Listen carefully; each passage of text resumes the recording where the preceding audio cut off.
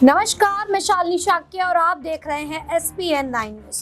देश भर में लोकसभा चुनाव अब संपन्न होने को है, लेकिन अगर बात करें अफजाल अंसारी की तो अफजाल अंसारी अभी भी असमंजस में नजर आ रहे हैं। आपको बता दें कि अफजाल अंसारी की कल यानी कि 27 मई को सुनवाई हुई थी, जिसमें जो फैसला है उसको सुनिश्चित रख लिया गया है। अब ऐसे में जो फैसला है वो जल्द ही अफजाल अंसारी के या तो खिलाफ आएगा या उनके समर्थन में आता दिखाई देगा। लेकिन वहीं आपको बता दें कि इस बार अफजाल अंसारी ने एक कानूनी दांव खेला है। उनके वकीलों से उन्होंने बातचीत की, जिसमें वकीलों ने उन्हें एक सुझाव दिया है, जिसमें वकीलों ने उनसे कहा है कि वो इलाहाबाद हाई कोर्ट से 5 दिन की मोहलत मांगे, जिसके बाद 1 जून को चुनाव हो जाएगा। यानी कि वो चाहते हैं कि इलाहाबाद हाई कोर्ट से जो नतीजा है वो 1 जून के बाद आए।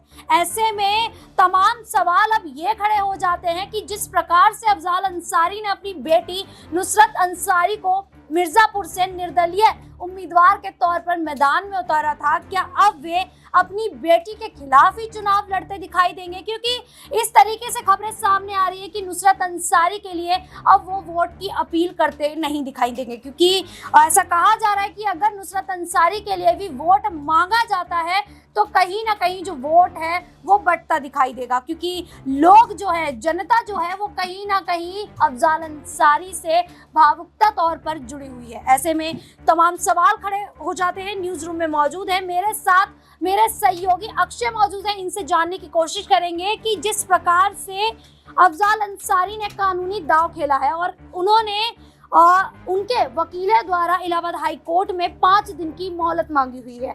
5 दिन यानी कि अगर देखा जाए 27 तारीख से 1 जून को मतदान होना है, तो 1 जून के बाद इलाहाबाद हाई कोर्ट की ओर से नतीजा सुनाया जाए, या जो भी रिजल्ट है जो भी है वो उनकी ओर से सुनाया जा सकता है। तो क्या इलाहाबाद हाई कोर्ट से उन्हें ये 5 दिन की मोहलत मिल सकती है, और अगर मिलती है तो ऐसे में अफजाल अंसारी को फायदा होता दिखाई दे सकता है या नहीं? देखिए शालिनी, अफजाल अंसारी को मोहलत मिलेगी या नहीं ये तो कहना मुश्किल है, क्योंकि ये तो पूरी तरीके से कोर्ट पर निर्भर है। कोर्ट उनकी जो अर्जी आई है उसे खारिज भी कर सकता है और उस पर विचार कर यहाँ पर फैसला या कहीं की उन्हें मोहलत 5 दिन की दे भी सकता है। अब दूसरा जो सवाल आपने यहाँ पर उठाया है कि क्या अफजाल अंसारी को 5 दिन की जो मोहलत अगर मिल जाती है तो क्या उससे उन्हें फायदा मिलेगा? देखिए, निश्चित तौर पर फायदा मिलेगा। आप देखिए, अफजाल अंसारी गाजीपुर लोकसभा सीट से सपा के टिकट पर चुनाव लड़ रहे। गौर करेंगे तो उसी लोकसभा सीट से उनकी बेटी निर्दलीय चुनावी मैदान में। वो यूं चुनावी मैदान में है कि अगर गाजीपुर में मतदान से पहले कोर्ट उन पर यहाँ फैसला सुना देती है, उन्हें दोषी करार दे देती है, तो फिर वो यहाँ पर चुनाव नहीं लड़ पाएंगे। और वो अगर चुनाव नहीं लड़ पाते तो निर्दलीय चुनाव लड़ रही उनकी बेटी को समाजवादी पार्टी यहाँ पर समर्थन दे देगी।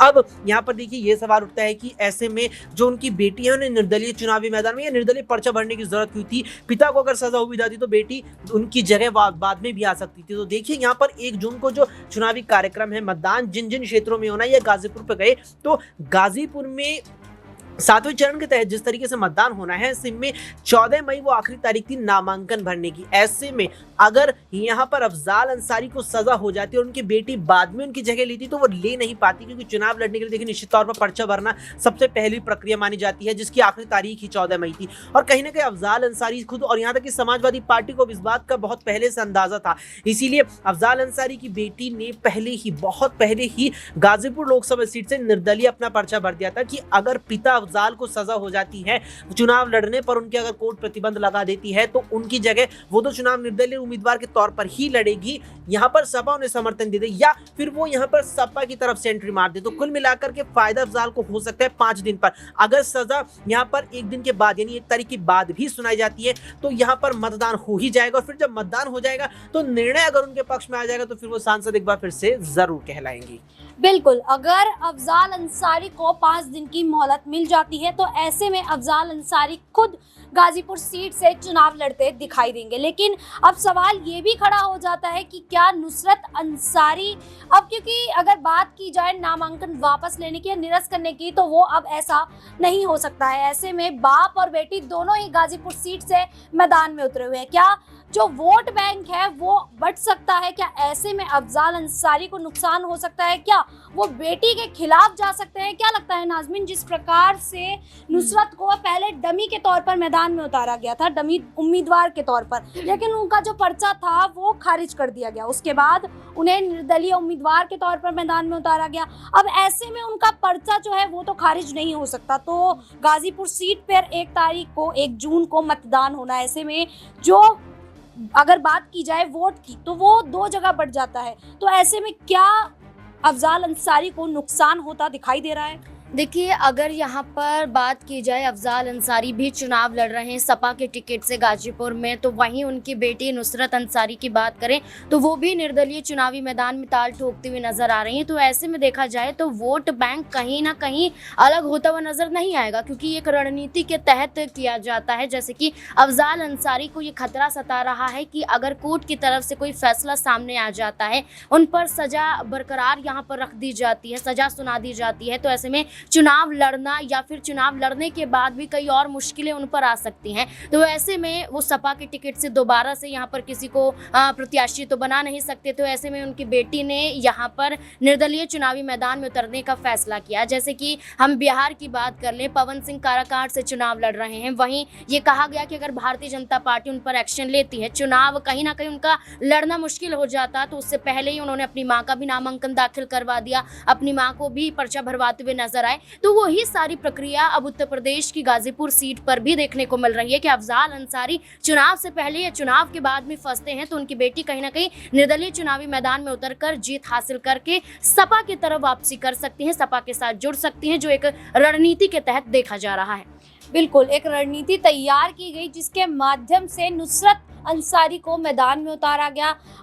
अगर देखा जाए तो उन्हें निर्दलीय उम्मीदवार के तौर पर पर्चा भी दाखिल करा दिया गया गाजीपुर सीट से, लेकिन पहले ये खबरें आ रही थी कि अफजाल अंसारी अपनी बेटी के लिए वोट मांगते दिखाई देंगे, वोट की अपील करते दिखाई देंगे। लेकिन अगर अब अफजाल अंसारी खुद मैदान में उतरकर गाजीपुर सीट पर चुनाव लड़ते हैं, तो क्या ऐसे में वो बीजेपी के पारसनाथ राय को टक्कर देते दिखाई देंगे? और इस बार बीजेपी गाजीपुर का जो गढ़ कहा जाता है, अफजाल अंसारी का, अंसारियों का गढ़ कहा जाता है गाजीपुर, क्या इस बार बीजेपी वहां से अफजाल अंसारी को टक्कर दे पाएगा, या एक बार फिर अफजाल अंसारी वहां पर जीत हासिल करते दिखाई देंगे? दिनेश से बात करेंगे। दिनेश, क्या लगता है कि जिस प्रकार से अफजाल अंसारी ने मोहलत मांग ली है 5 दिन की कोर्ट से, तो ऐसे में अगर वो चुनाव लड़ते हैं गाजीपुर से 1 जून को, तो जो पारसनाथ पर बीजेपी ने भरोसा जताया है, पारसनाथ अफजाल अंसारी को टक्कर देते दिखाई देंगे? क्या गाजीपुर सीट इस बार बीजेपी के खाते में जाती दिखाई देगी या नहीं? हाँ, देखिए, इस वक्त देखा जाए तो अफजाल अंसारी गाजीपुर से जो है सिटिंग सांसद हैं, और दूसरी तरफ पारसनाथ को जो चुनावी मैदान में उतारा है वो इसीलिए उतारा गया है क्योंकि कहीं ना कहीं संगठन को, भारतीय जनता पार्टी को इस बात की कहीं ना कहीं भनक लगी होगी कि गाजीपुर में यहाँ पर अफजाल अंसारी जो है उनके ऊपर जो जिस तरीके के गैंगस्टर एक्ट के तहत जो तमाम मुकदमे दर्ज हैं उनमें उनको सजा हो सकती है, और इसीलिए कहीं ना कहीं उस किले को भेदने की कोशिश की गई। लेकिन जिस तरीके के सिंपैथी वोट को लेने की कोशिश यहाँ पर मुख्तार अंसारी के वोट बैंक को साधने की कोशिश की गई।